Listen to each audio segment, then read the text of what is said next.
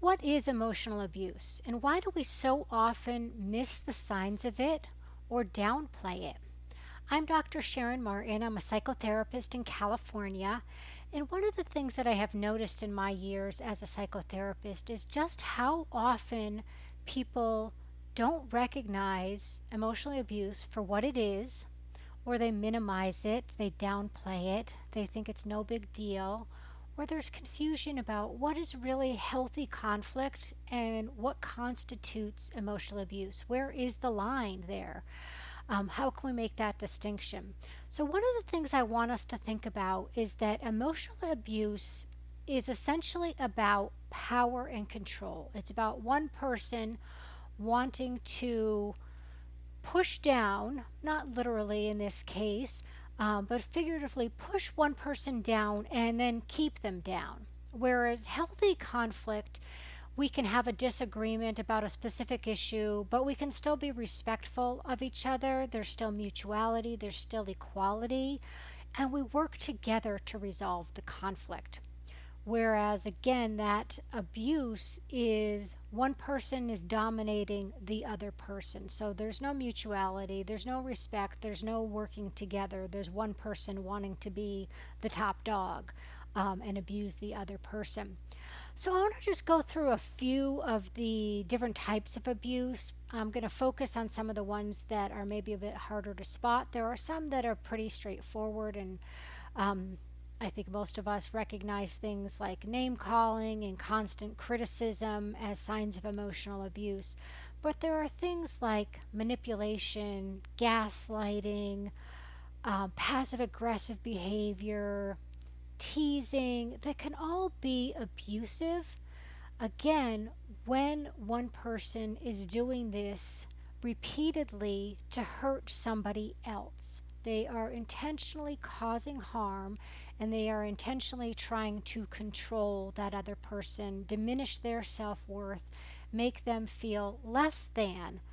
Um, and this gets really tough to spot because people who are abusive are really skilled manipulators. I say that all the time, but it's true. They're really good at convincing us of things that are not true. Whether that's something about ourself, telling us that you're stupid or fat or ugly, unlovable, they're also really good at convincing us that the abusive things that they're doing are not actually abusive. Um, Things like gaslighting are used sometimes, and that's when people twist around the truth so that they are saying, no, this isn't abusive. You're confused. That didn't happen. You're overreacting. And they will shift the blame. Instead of taking responsibility for their misdeeds, they will turn it around on you and again say that you're the problem.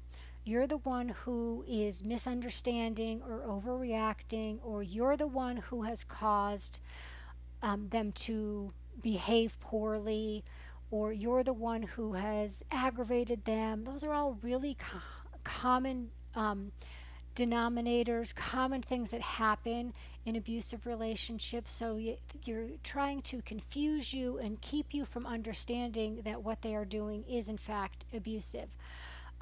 So we talked a little bit about different kinds of gaslighting, blame shifting.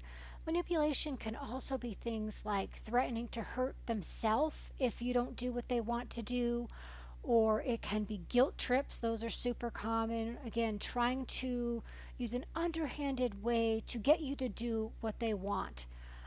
Another thing that's really a common form of emotional abuse in romantic relationships is jealousy and possessiveness. And sometimes these are couched in terms of, I love you so much. But it's not really based in love, it's based in control. So that person is overly suspicious, making false accusations and assumptions about your behavior, saying that you are being unfaithful or you're being inappropriate sexually or romantically with somebody else. And then again, it's often used in conjunction with another form of manipulation to try to convince you that you're wrong, you're doing something wrong, and that their behavior is in fact typical or normal. And this is often why it's so hard to spot emotional abuse, is because of the manipulation, but it also becomes normalized in relationships. The more something happens, the more we get used to it and the more we tolerate it. And this is especially true if you grew up in a family where there was an emotional abuse or any kind of abuse, actually. You come into your adult relationships sort of desensitized to the abuse, so that you do have a harder time recognizing it. You think this is normal conflict when in fact it is abuse, or this is the way that partners treat each other, or this is the way parents and children treat each other. And like I said, that is actually not the way that people should be treating each other in healthy relationships. But we have been confused, we have been desensitized, it's been normalized for us. So again, it's tough for us to see it for what it is. Also, what can happen is abusive relationships are rarely terrible all of the time. Oftentimes, there are times when the relationship either was good in the past and we're holding on to that, reminiscing those positive memories for the past, or the relationship goes back and forth now. It will cycle through periods of time where it's really terrible. You're walking on eggshells, you're tense, you're depressed, you're hurt. But there are also times when you still have a good time, when it feels like there's love in the relationship. You feel like there's hope that either things might get better, the other person might change. And oftentimes, people who are abusive will string you along with just enough goodwill or promises to change, or even some surface level changes that make you think that, oh, yes, it's going to get better. And nobody wants to end a relationship when they think there is hope for it to improve or go back to the way that it used to be. So that hope really keeps us stuck in the relationship, as well as things like fear, which are completely legitimate. Everybody is afraid of change. It's normal to be afraid that if you make a change that the abuse might get worse. It's normal to be afraid of what's going to happen to my finances or my living situation or my child if I make a change in a relationship. So those are all completely understandable reasons, but of course they do sometimes keep us stuck in unhealthy relationships, because we're holding out hope, we're afraid, we're missing some of the signs. So if you suspect that you might be in an emotionally abusive relationship, I really encourage you to spend some time doing some self-reflection.